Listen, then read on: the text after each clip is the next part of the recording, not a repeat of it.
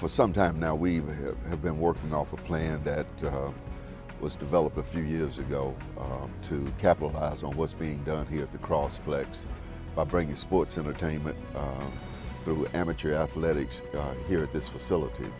The first event that we had brought hundreds of people here to this event, and it demonstrated that people will come if you got a venue that's secure, that's modern and filled with technology. But the problem that we had was there was not enough amenities to support the people who were coming here.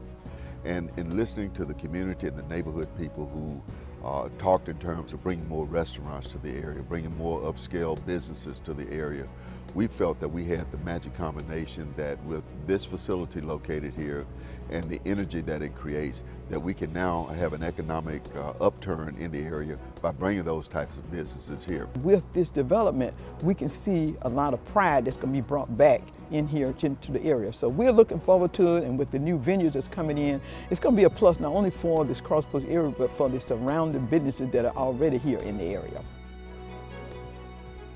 The vision that I have is that we want to make every neighborhood a neighborhood that you have a sense of pride in living in that neighborhood. We're talking about improving housing quality. A primary example of how we can do that is what is happening in the Woodlawn area with the Wood Station project that has created hundreds of units for individuals to live in there, improve the single-family home housing stock in that area. Not too far from this location here, we have the senior citizen home apartments for seniors that is part of a beautiful residential community. The Pratt City area has come back strongly with single-family homes as well as multi-family homes in the area. So we want to have that vision of building up our housing stock throughout the city of Birmingham, but also the other part to that is to get people jobs, because you can't live in a neighborhood and expect to thrive and grow if people don't have jobs in those neighborhoods. I think he does a fine job at that, because he said everything is for the good of the city, and I think that's where his heart and mind is, the good for the city of Birmingham. That's my perspective of the mayor, and I just really have a lot of respect for him. I would say it like that. Our city is seeing an unprecedented level of interest and momentum.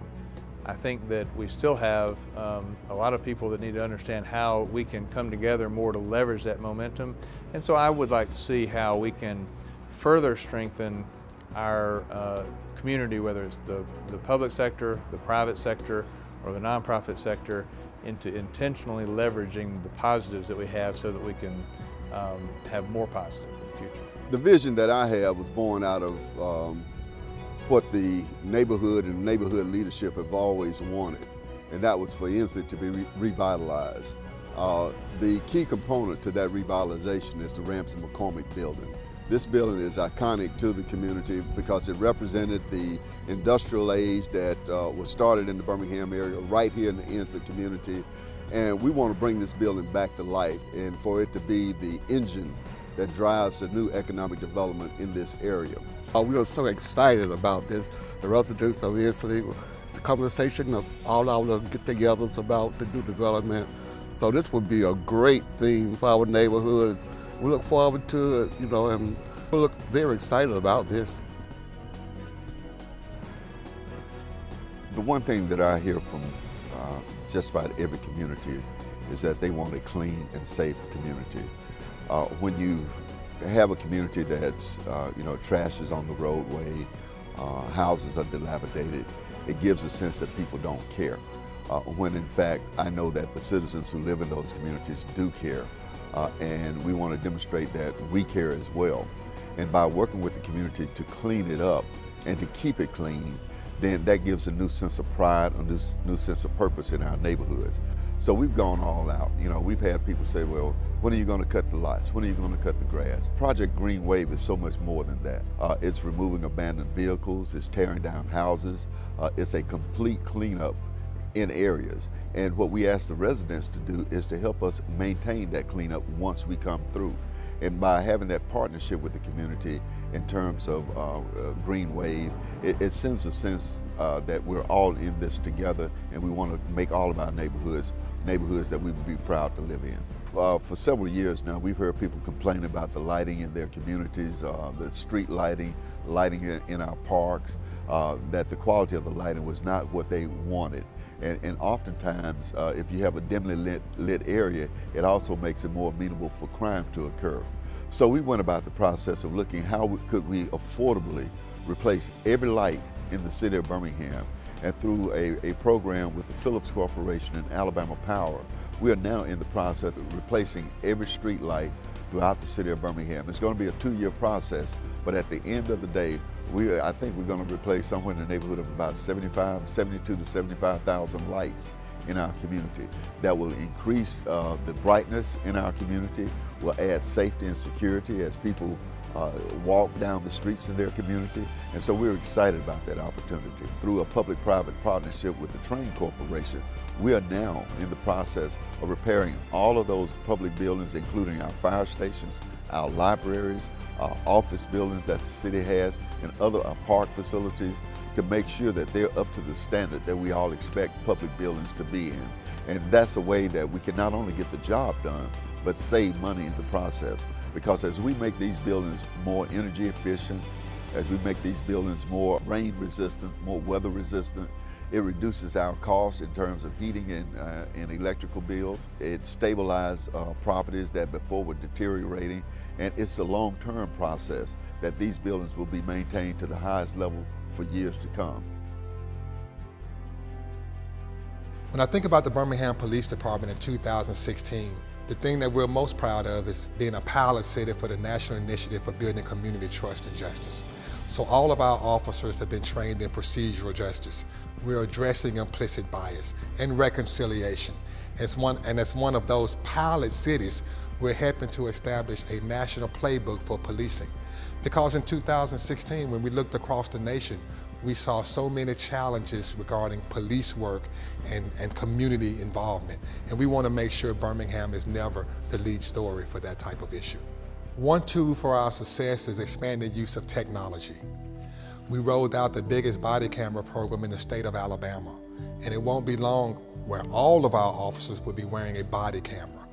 We also have new vehicles, and we're doing more with our in-house computerization.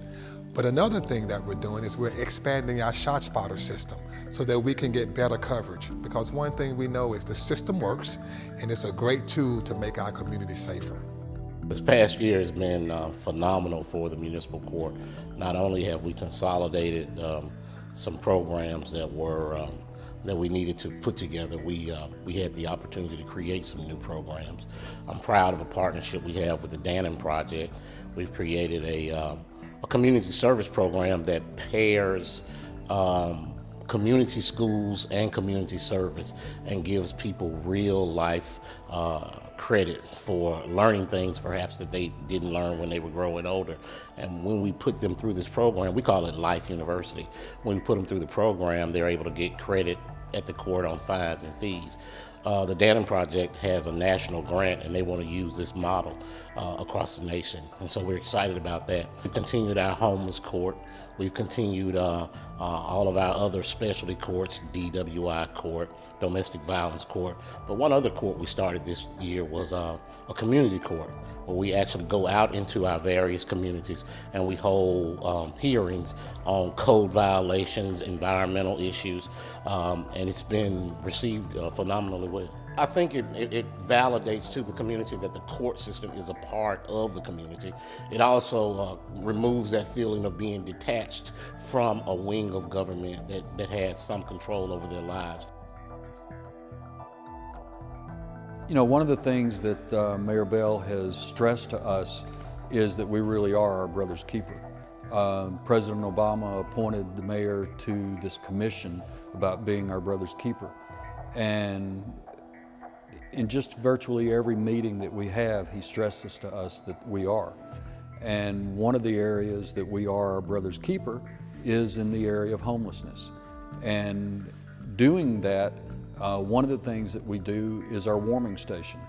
And regardless of your statue in life, you can come to Boutwell Auditorium and receive a cot, a blanket, and a good hot meal. Some years ago, we got involved in a program called Homeless Connect, and we're working on our 11th annual Homeless Connect. And this is something that Mayor Bell feels very strongly about.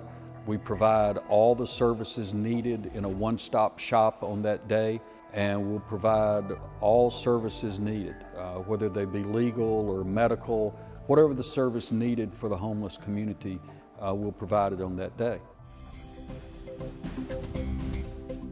Several months ago, we did a survey of available technology jobs here in the city of Birmingham. And we found out that there are over 1,500 jobs right here in the Birmingham community that are going unfilled each and every day. For Birmingham to be named a tech hire city is really exciting, and obviously there's always going to be a lot of work to do.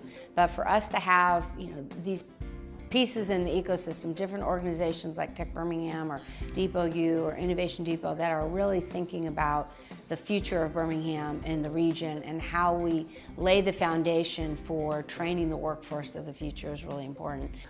Tech Hire Initiative has the ability to bridge the gap for those that have traditionally been underrepresented in technology jobs, to actually put them in positions that they can have a meaningful and living wage. It's our hope that students and those who are looking to make a career change in Birmingham that are interested in going into the tech field can go through these fast-track training programs or go through apprenticeship and internship programs to get into a sustainable career. And we can retain that talent here in Birmingham. So the tech hire designation is important for our city because it gives us a framework and a common language that we can all talk about and refer to as we're putting programs together, whether we're doing it individually or as part of an initiative. And we can use that as a framework for best practices and cooperate with other cities on how we can do it most efficiently. The National Park Service just celebrated their centennial anniversary, 100 years of the National Park.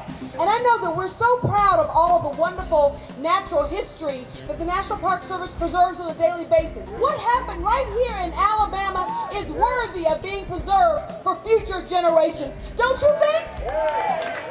Several years ago, there was a news article that talked about the deplorable condition that the A.G. Gaston Motel was in. And many people looked at it and said, well, mayor, council, what y'all gonna do about it?